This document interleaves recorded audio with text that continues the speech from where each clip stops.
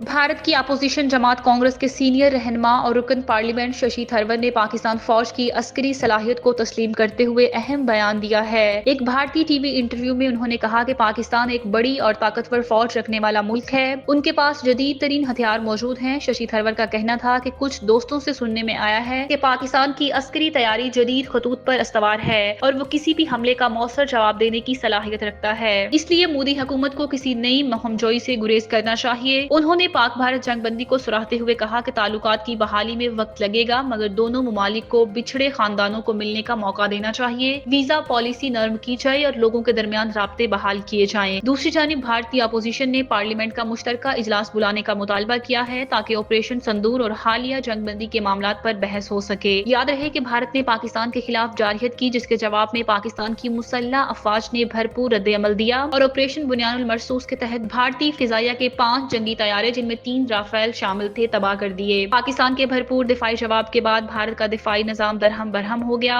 और भारतीय हकाम को नुकसान का एतराफ करना पड़ा। भारतीय फिजाइया ने पहली बार बिलवास्ता तौर पर राफेल तैयारे गिराए जाने की तस्दीक की है। शशि थरूर का बयान भारत के अंदर भी एक संजीदा बहस को जन्म दे रहा है कि खित्ते में अमन कैसे कायम रखा जा सके और जारहाना पॉलिसियों की बजाय मुज़ाकरात और अवामी राब्तों को तरजीह देनी चाहिए।